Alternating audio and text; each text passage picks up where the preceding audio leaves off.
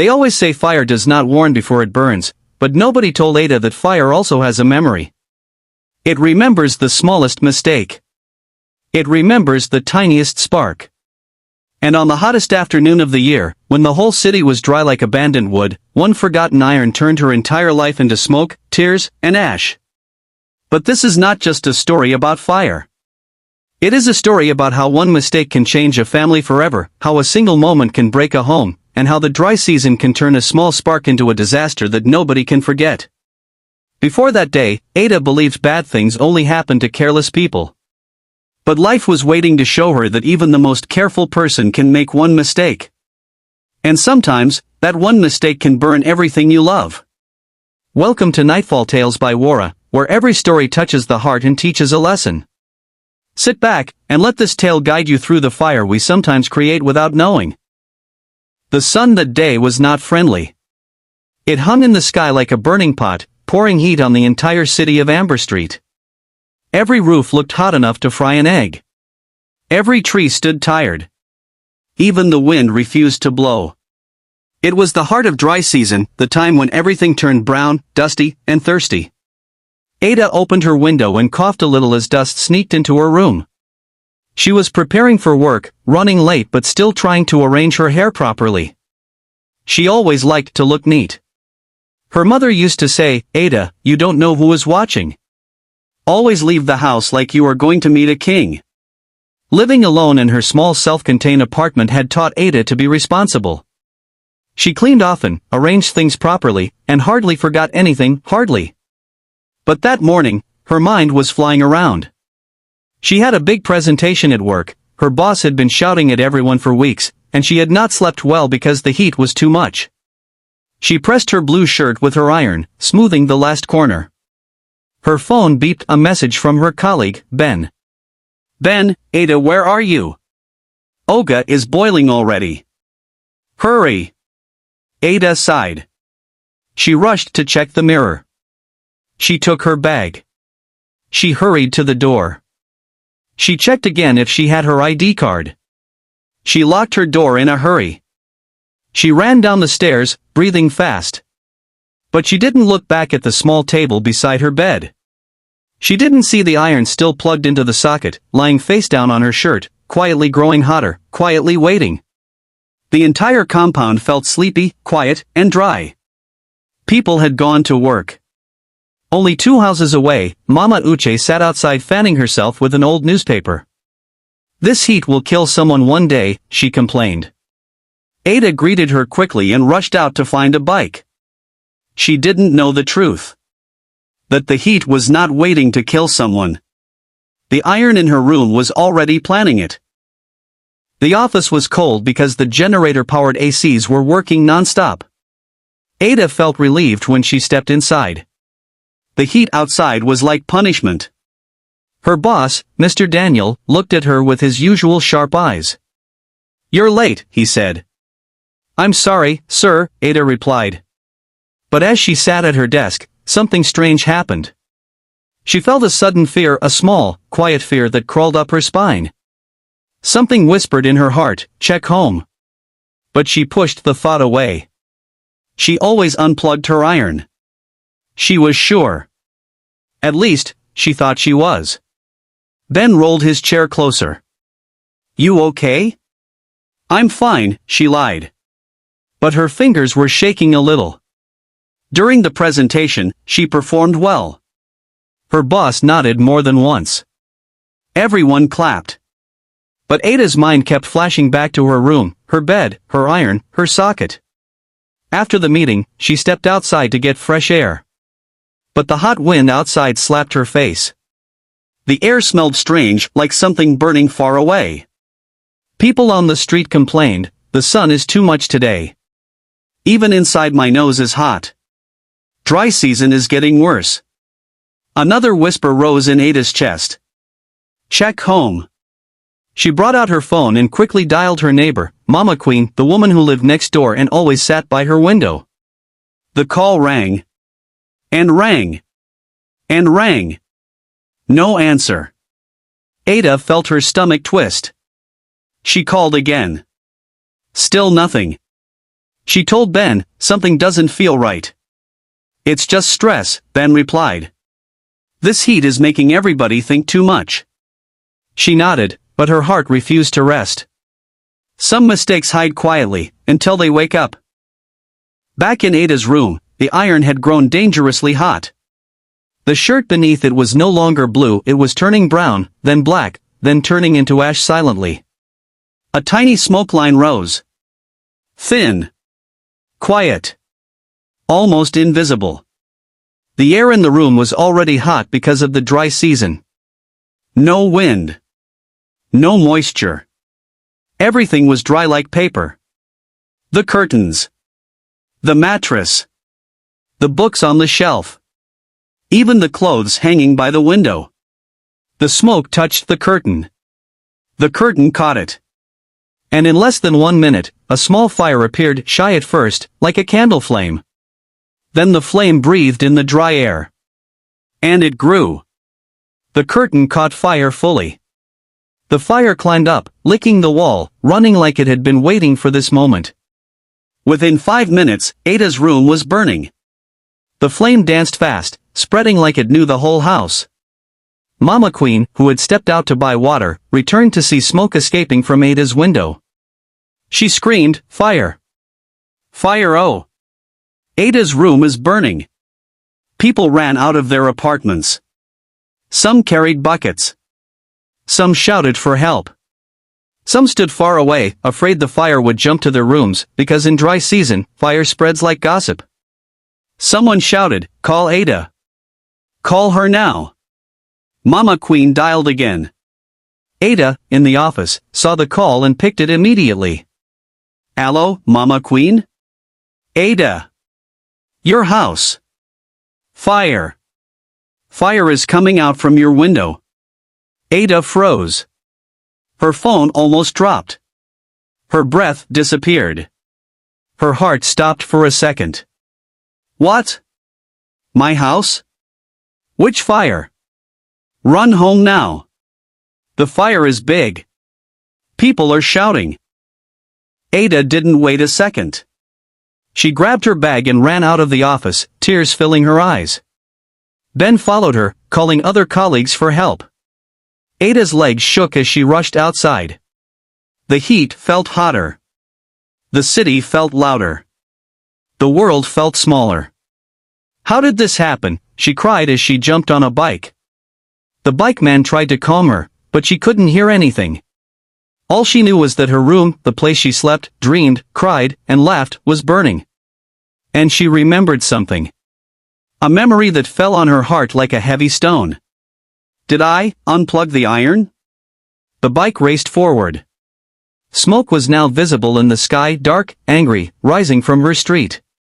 The dry season had turned her small mistake into a disaster.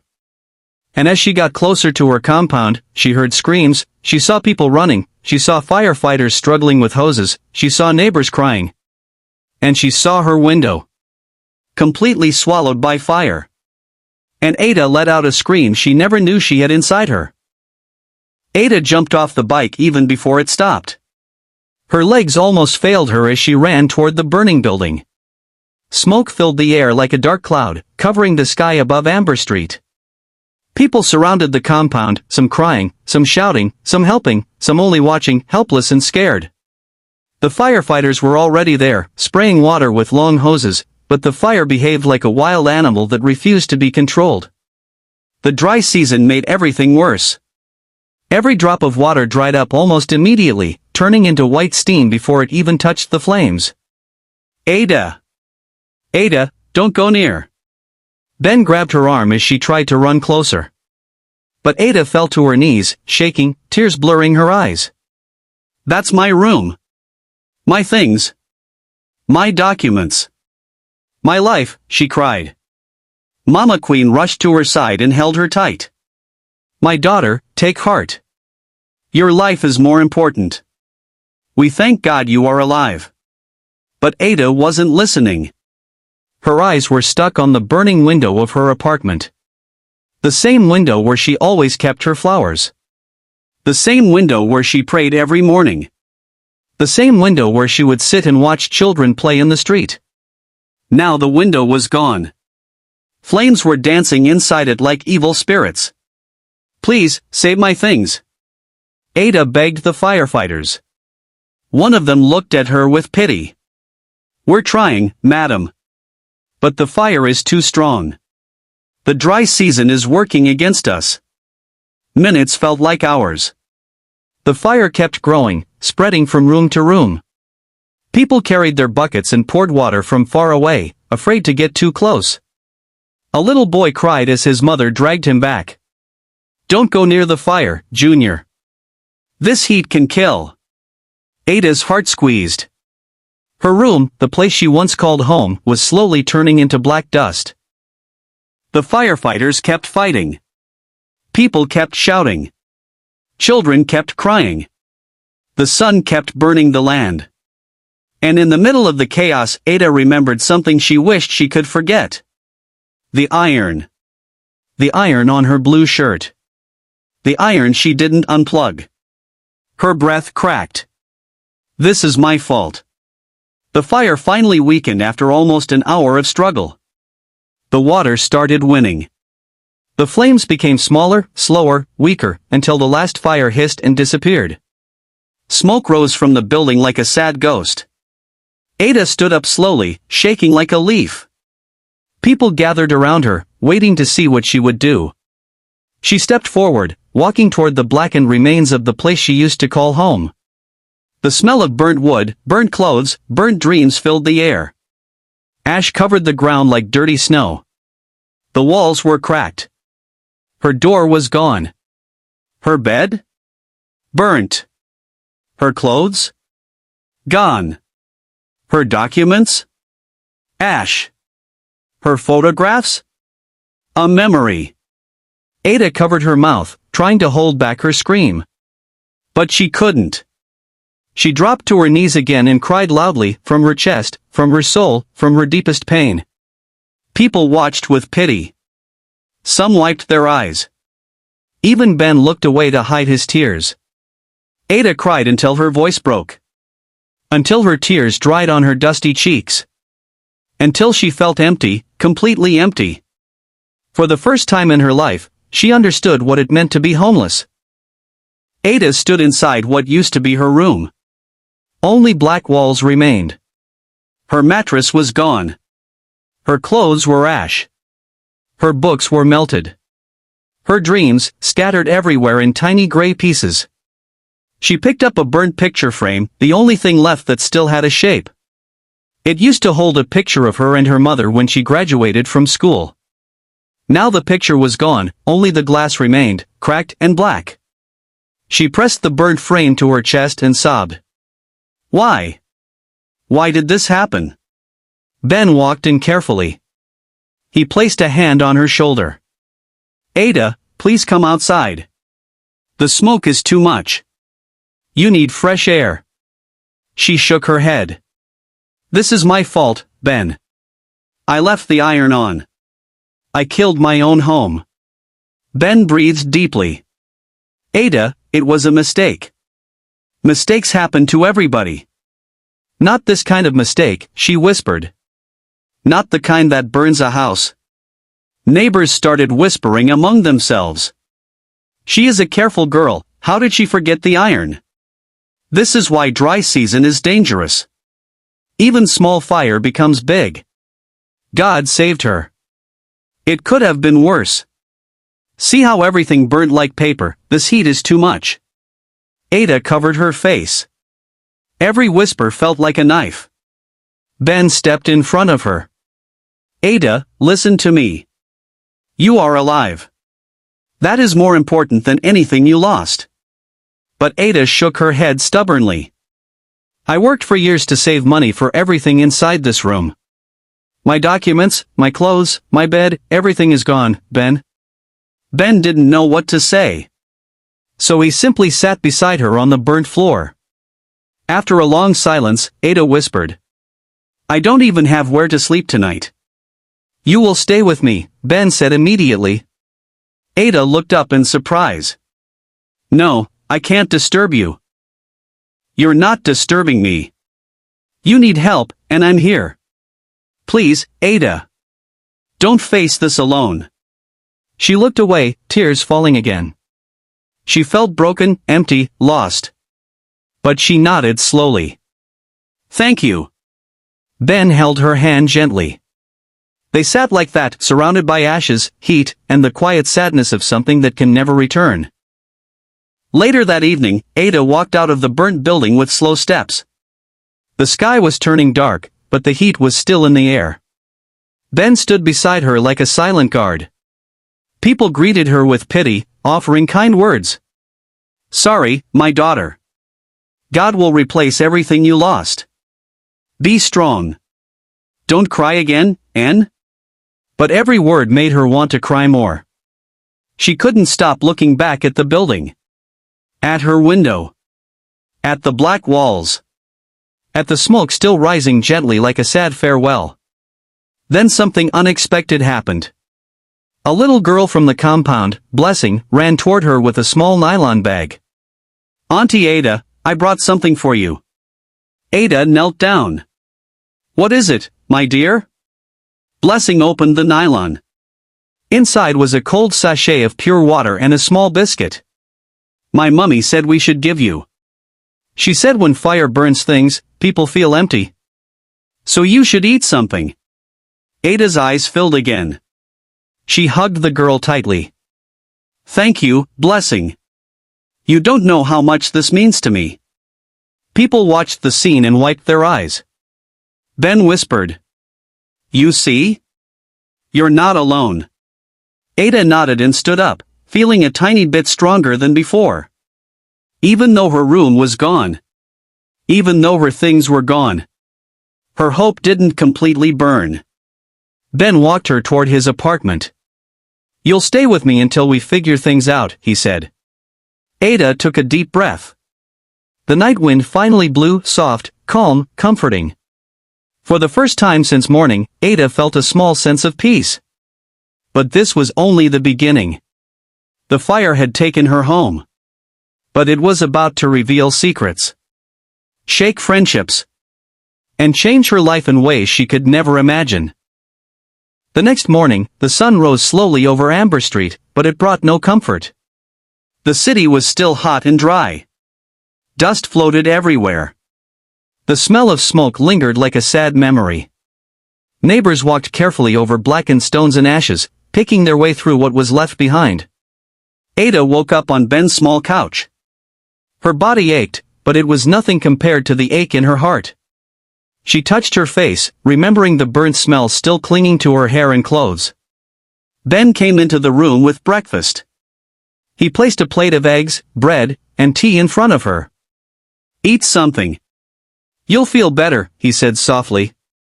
Ada shook her head. I can't, everything is gone. My clothes, my bed, my pictures, my memories, gone. Her voice cracked. Ben knelt in front of her. Yes, it's gone. But you are alive. Life is giving you another chance. You can rebuild, Ada. She looked away. Rebuild. How do you rebuild memories, Ben? How do you rebuild a life from ashes? Ben didn't have an answer. There was nothing to say that could replace what she lost. But he held her hand tightly anyway. Later, they walked back to the burnt apartment together. Even in daylight, the destruction was horrifying. People had started cleaning what they could, but most things were lost forever. Mama Queen stood outside her own home. She shook her head sadly. This fire, it was so fast. The dry season made it worse. One small mistake, and see what happens. Ada nodded slowly. I know, Mama Queen. It was my fault. I left the iron on. Mama Queen gasped and placed a hand over Ada's shoulder. Child, mistakes happen. Don't blame yourself too much. God is merciful. You are alive, that is what matters. Ada looked around at the black walls, the burnt curtains, the empty room. She let the truth sink in. The fire had not only destroyed her things, it had destroyed a part of her heart. As the days passed, Ada realized that the disaster had affected more than just her. Some neighbors lost belongings. Others were shaken by fear. But amidst the tragedy, there were moments of unexpected kindness. Ben helped her gather what little she could salvage from the burnt apartment. Most of it was ash, but he encouraged her to keep even the smallest items, a burnt notebook, a single shoe, a charred pillow, because they were pieces of her past. At work, her colleagues heard about the fire. They brought her clothes, some money, and kind words. Her boss, Mr. Daniel, even gave her an advance salary. Ada was touched. She had never realized how many people cared about her. Tears filled her eyes as she thought about the love and support surrounding her. That evening, she visited the burnt building once more. The smoke was gone, but the smell of fire lingered. Children played near the street, unaware of the tragedy. Adults whispered among themselves about the dangers of dry season and the lessons learned. Ada whispered to herself, "I will never forget this. Never. But maybe I can start again." One night, as Ada lay on a borrowed mattress in Ben's apartment, she couldn't sleep. Her mind replayed the events of that terrible day, the iron, the fire, the smoke, the screams, the neighbors' panic. She realized that the fire was more than just a disaster. It was a lesson. A lesson that life can change in a moment. A lesson that carelessness, even once, can have devastating consequences. A lesson that the dry season is dangerous, that fire can spread faster than anyone imagines. Ada whispered to herself, "I will be careful from now on. I will never take fire lightly. Not ever again." But even as she made this promise, she knew the fire had changed her. It had taken her home, yes, but it had also taught her the value of life, of people, of memories, and of caution. And deep inside, a small seed of hope began to grow.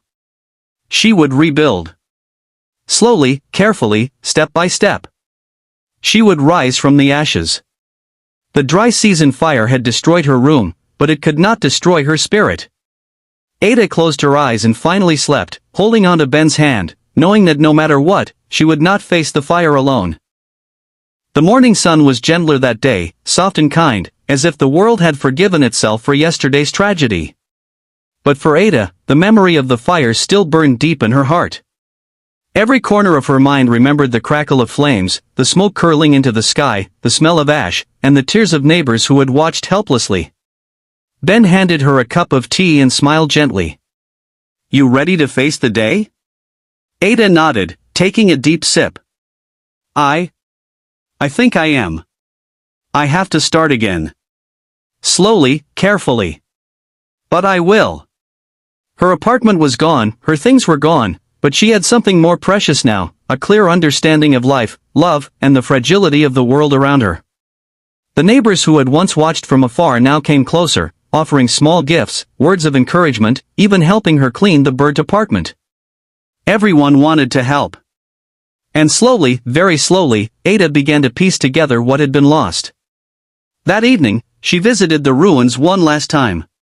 The walls were blackened, the floor covered with ash, but the place whispered something she hadn't heard before, resilience. Ada knelt and placed her hand on the charred remains of her window. Tears filled her eyes, not from sadness this time, but from understanding. She whispered, "I will remember. I will respect life. I will never forget." Mama Queen came and hugged her tightly. "Child, fire teaches lessons, but it also gives wisdom. You are stronger now than before. Don't forget that." Ada smiled weakly, feeling a warmth she hadn't felt since the fire began. Days turned into weeks. Ada, with Ben's help, found a small new apartment nearby.